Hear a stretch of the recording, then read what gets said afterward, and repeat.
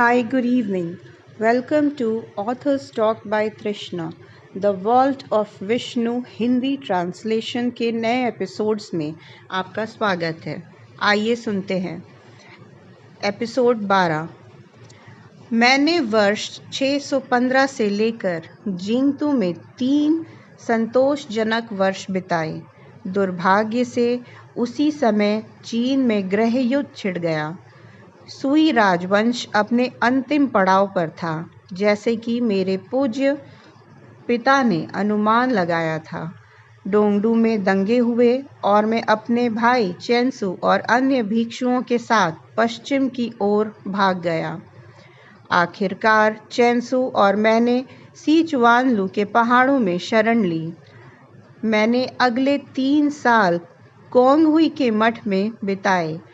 मैंने खुद को अभिकर्मकोश शास्त्र जैसे ग्रंथों के अध्ययन में लगा दिया और आखिरकार वर्ष 622 में मुझे एक भिक्षु के रूप में नियुक्त किया गया।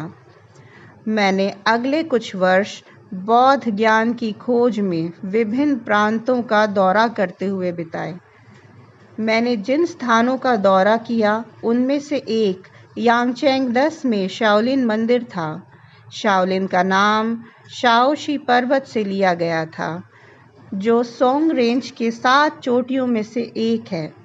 इसे 1 सदी पहले इंदु के एक भिक्षु द्वारा प्रसिद्ध किया गया था, जो कई वर्षों तक एक गुफा के अंदर दीवारों की ओर मुंह करके ध्यान में बैठा था। शाओलिन के भिक्षुओं को सम्राट द्वारा विशेष भूमि अनुदान और विशेषाधिकार प्रदान किए गए थे, और सच कहा जाए तो वे इन सब के हकदार थे। मंदिर में जीवन कठिन था और वे आराम से रहित परिस्थितियों में रहते थे, ठीक वैसे ही जैसे मैंने जिंगतू मठ में किया था। वे सुबह होने के कई घंटे पहले उठते थे, पढ़ाई करते थे और फिर शारीरिक अनुकूलन की कठोर दिनचर्या का पालन करते थे। ये सब नाश्ते से पहले भी हुआ। शेष दिन सुबह के कार्यक्रम का चक्रीय दोहराव था। शाओलिन में एक भिक्षु होने के नाते मानसिक और शारीरिक दोनों तरह की ताकत की आवश्यकता थी। शाओलिन में मैंने भिक्षुओं को 2 कलशों और सम्मान देते हुए देखा। मुझे कई साल पहले व्हाइट हॉर्स मंदिर की अपनी यात्रा की याद आ गई, जहां मैंने एक ऐसा ही कलश देखा था, जिसे फैक्सियनिंदु से लाया था। भिक्षुओं ने खुलासा किया कि इनमें से एक शाओलिन की स्थापना के शुरुआती दिनों का था, दूसरा वह था जिसे मूल रूप से व्हाइट हॉर्स मंदिर में रखा गया था। इससे कुछ साल पहले शाओलिन में स्थानांतरित कर दिया गया था। जब मैंने पूछा कि कलशों में क्या खास है, तो उन्होंने उत्तर दिया कि उन्हें कागजी कलश कहा जाता है, लेकिन केवल वरिष्ठतम स्वामी ही जानते हैं कि उनमें क्या है। भिक्षुओं में से एक मेरी ओर मुड़ा और कहा, यदि आप पर्याप्त प्रयास करें तो आप डी सेंचू स्वान बन सकते हैं। जब मैं बच्चा था तब मैंने इस शब्द का प्रयोग बार बार सुना है, लेकिन जब साधु ने इतनी सहजता से इसका उल्लेख किया तो मुझे आश्चर्य हुआ।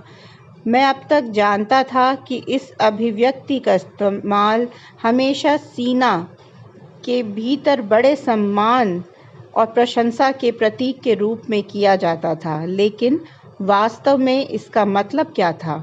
डी सान सूचुआन का क्या महत्व था? वर्ष 625 में मैं तांग साम्राज्य की राजधानी चांगान पहुंचा।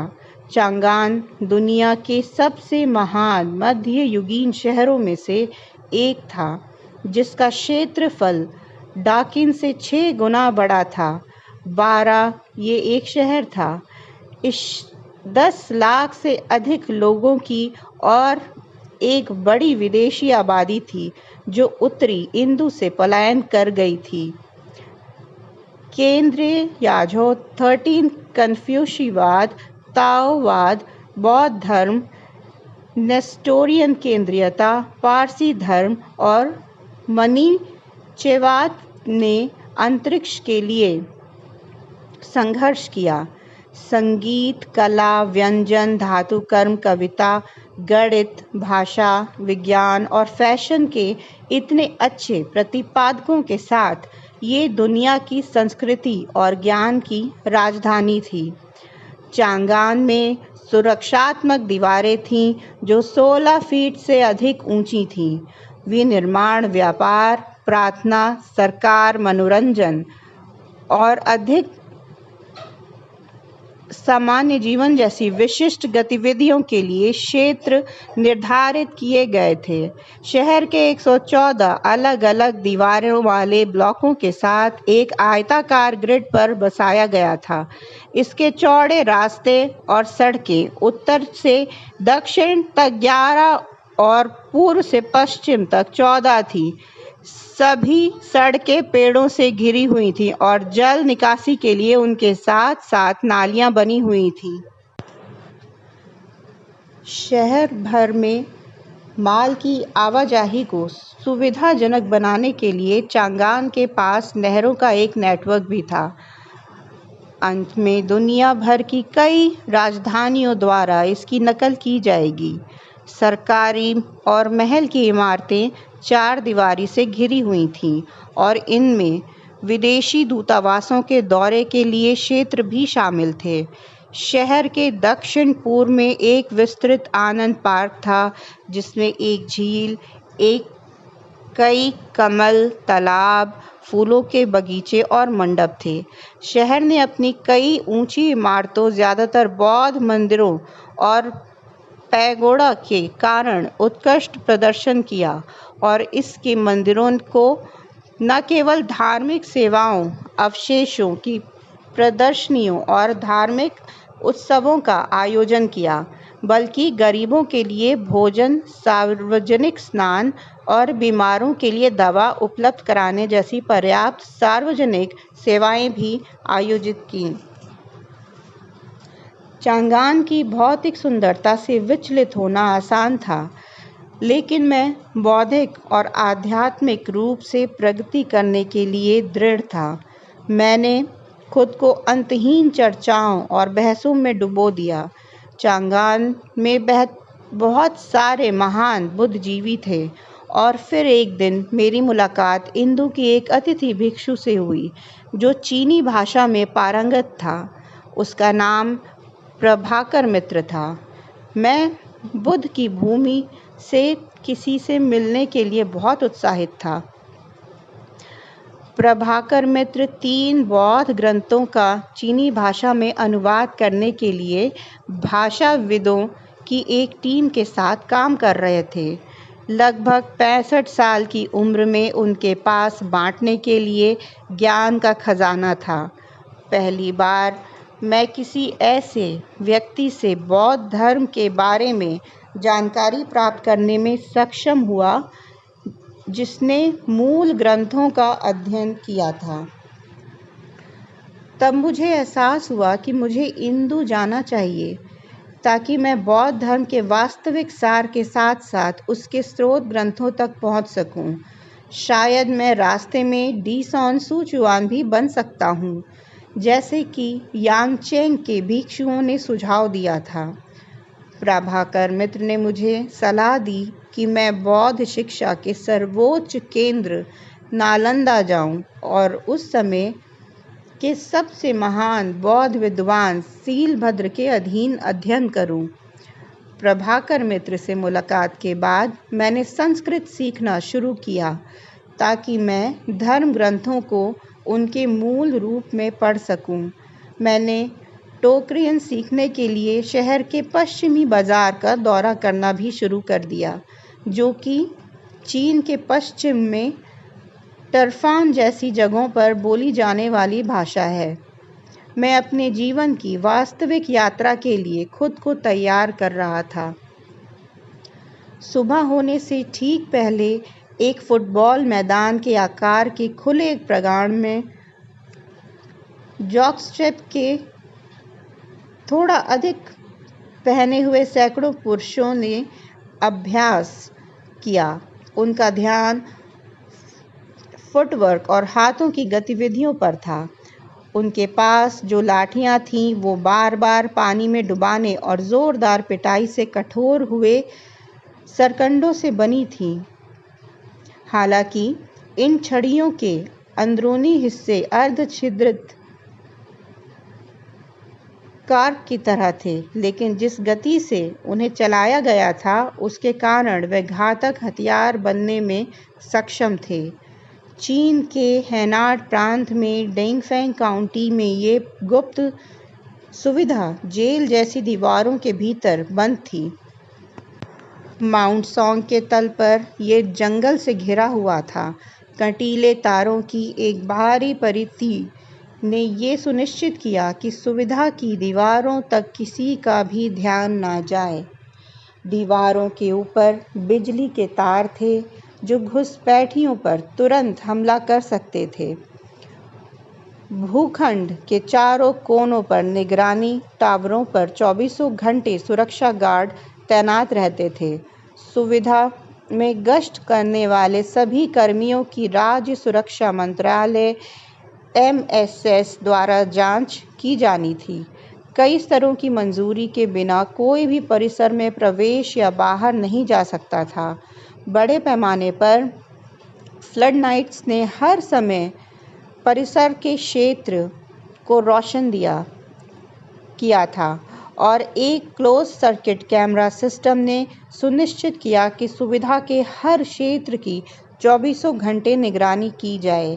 ये बताना असंभव था कि कड़ी सुरक्षा बाहरी लोगों को अंदर आने से रोकने के लिए थी या अंदरूनी लोगों को बाहर जाने से रोकने के लिए थी।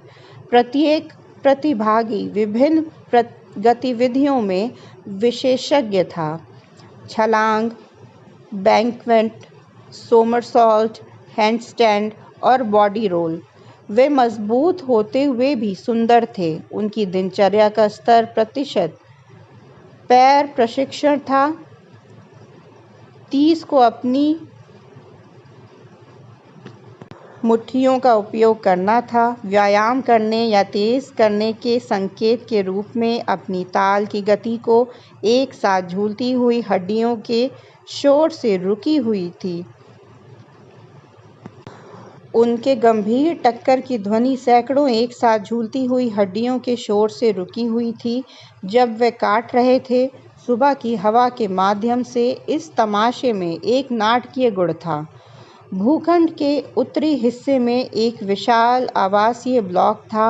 इसके ऊपर एक दर्शक दीर्घा बनाई गई थी जिसका उपयोग शिक्षक प्रतिभागियों को देखने के लिए करते थे।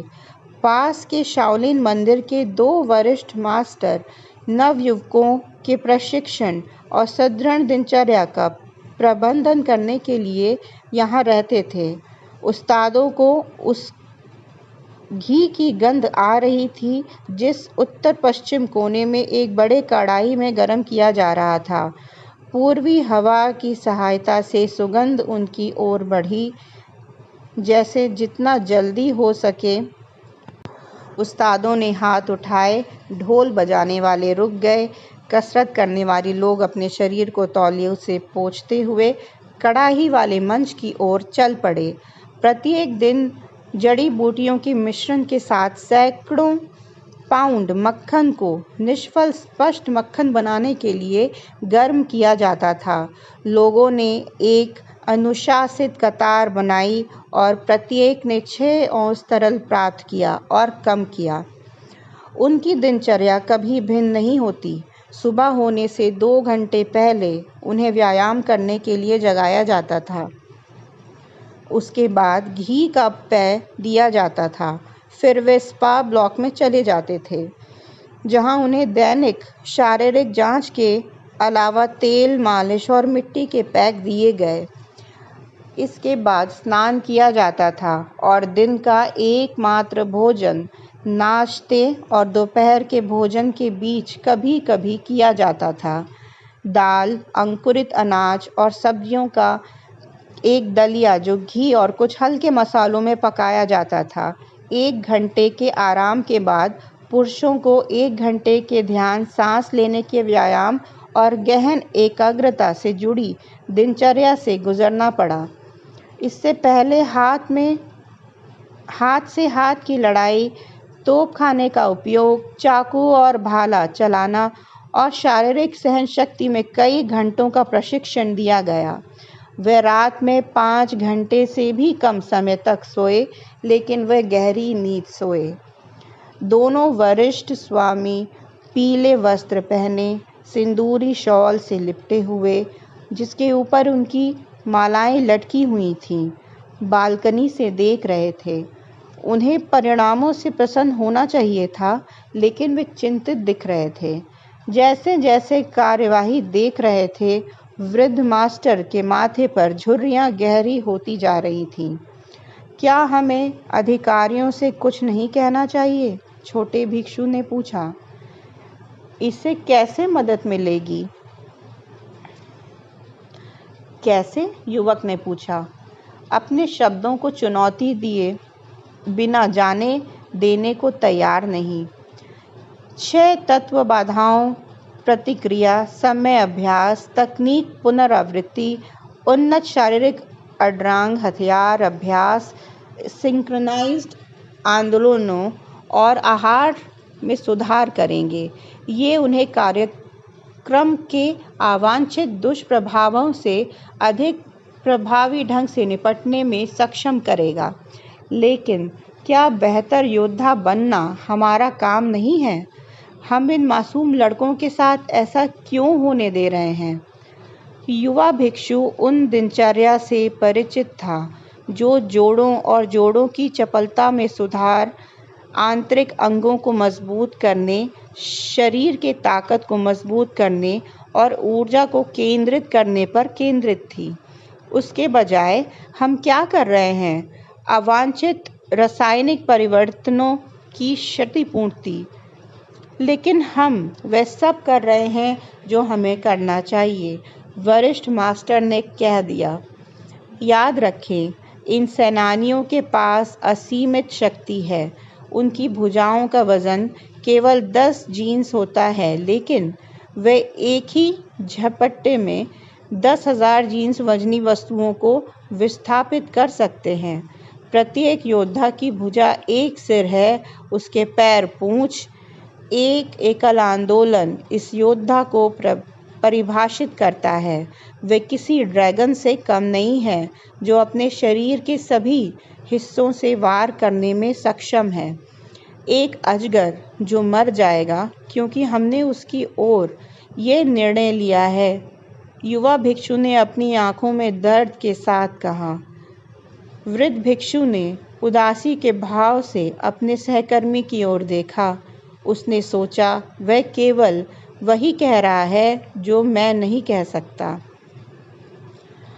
मेहरौली के पास एक क्षेत्र है जिसे संजय वन के नाम से जाना जाता है। दिन के दौरान संजय वन एक सुखद पिकनिक स्थल है, लेकिन रात में जब जंगल शांत हो जाते हैं तो ये भयावह हो जाता है।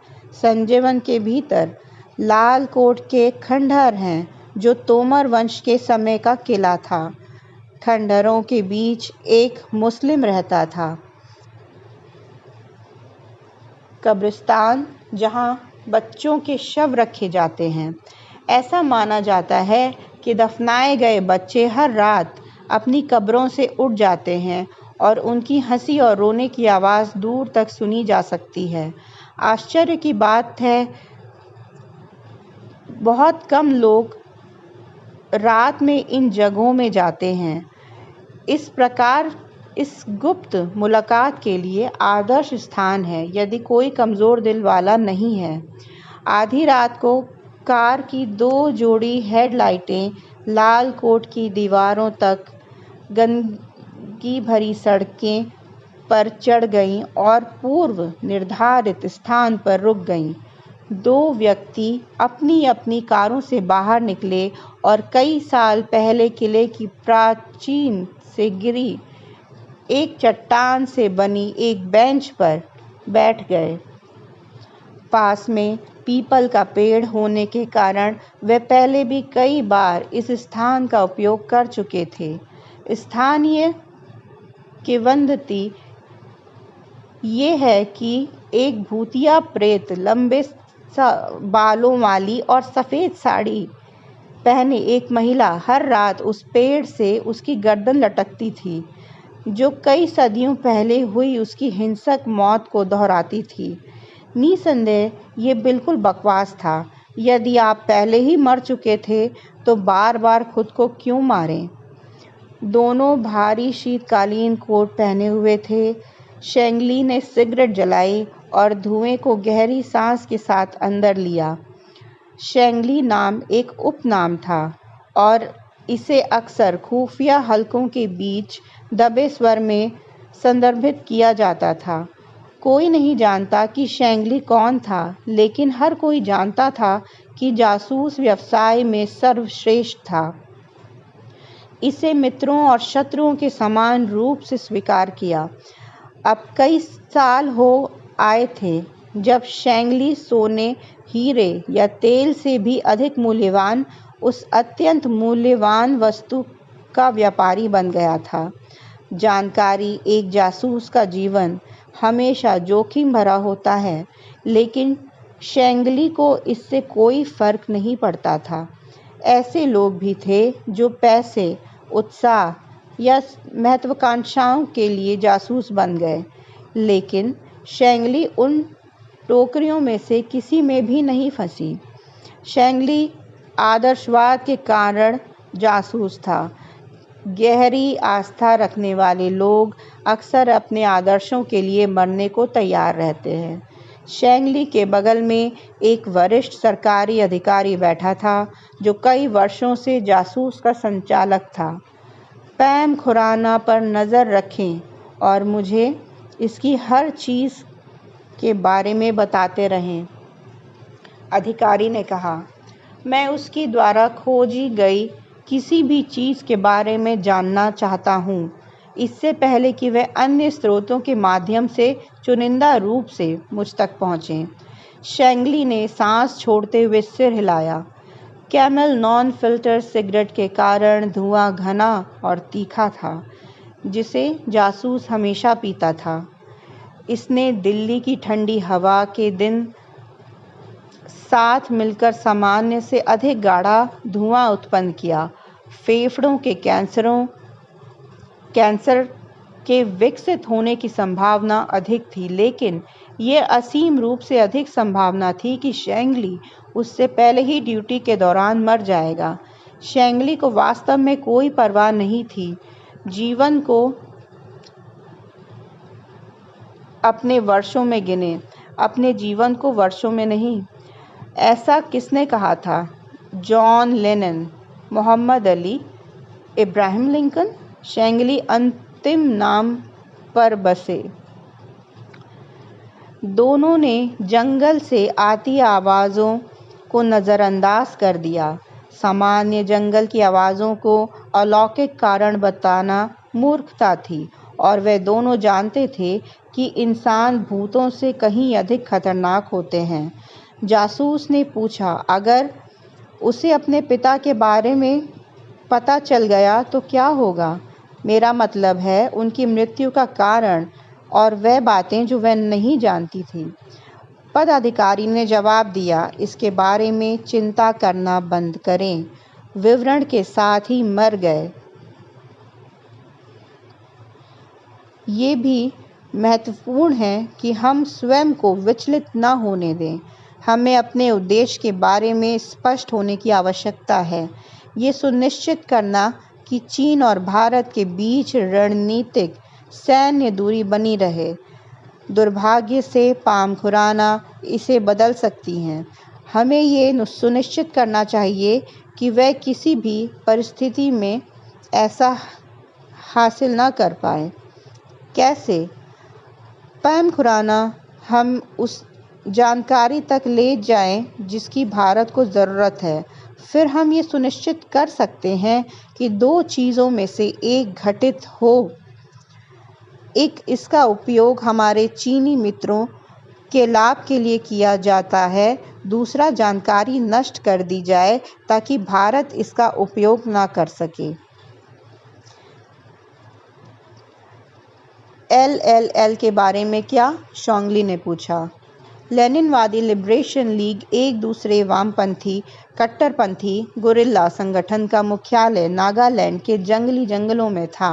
नक्सली संगठन भारतीय राज्य से लड़ने और उसे उखाड़ फेंकने के लिए प्रतिबद्ध था। ऐसे कई संगठनों की तरह ये मात्सुए तुंग की राजनीतिक विचारधारा से काफ़ी प्रभावित था। शेंगली जैसे संसाधन के लिए आभारी अधिकारी ने उत्तर दिया, हम उनका सभी समय पर उपयोग करेंगे। समान विचारधारा वाले लोगों ने निपटना बहुत आसान था।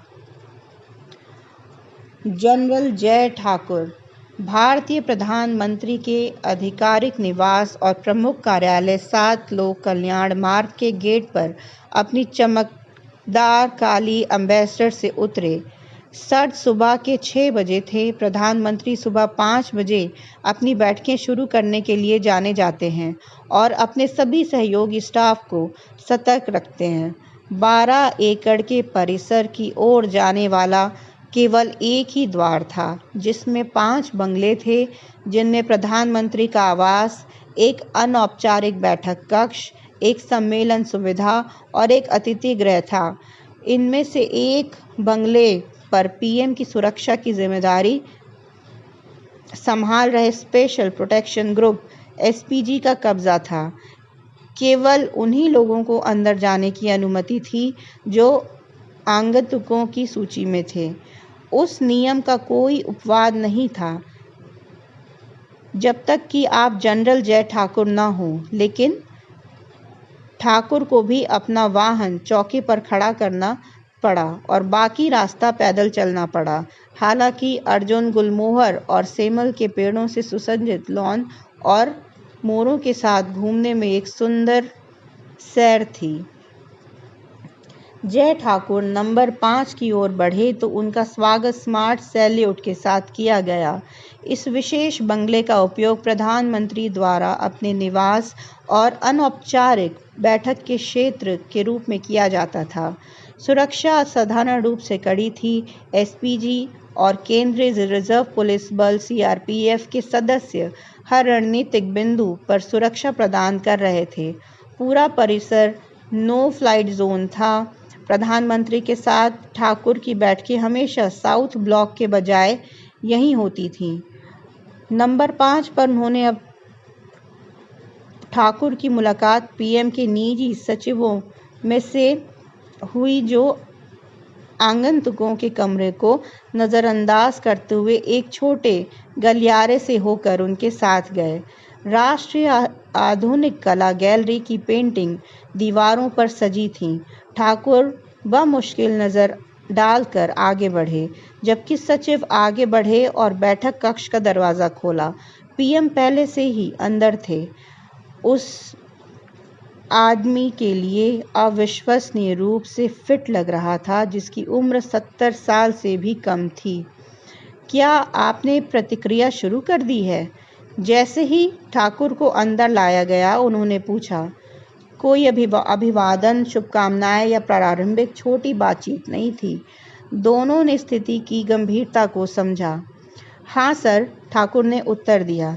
ये कार्यभार पाम खुराना को दिया गया है, कोई जिसे आप चाहते थे। मुझे बाद में पता चला कि सेना प्रमुख ने उनकी सिफारिश की थी, क्योंकि आपने पहले ही उनका नाम आगे बढ़ा दिया था। इस बीच क्या हमने चिकन नेक में अतिरिक्त सेना बुलाई है? उनके रास्ते पर पानागढ़ से 29वीं इन्फेंट्री डिवीज़न, कलिम्पोंग से 27वीं माउंटेन डिवीज़न और रांची से 23वीं इन्फेंट्री डिवीज़न। उपकरण और आपूर्ति सबसे अच्छा जो हम एक साथ रख सकते हैं, लेकिन अगर चीनी अपने विशेष बलों का फिर से उपयोग करते हैं, हमें एक समस्या होगी, ठाकुर ने जवाब दिया, अपने शब्दों को छोटा करने में अभ्यस्त नहीं। यही कारण था कि कई अलग अलग राजनीतिक व्यवस्थाओं ने उन पर भरोसा किया।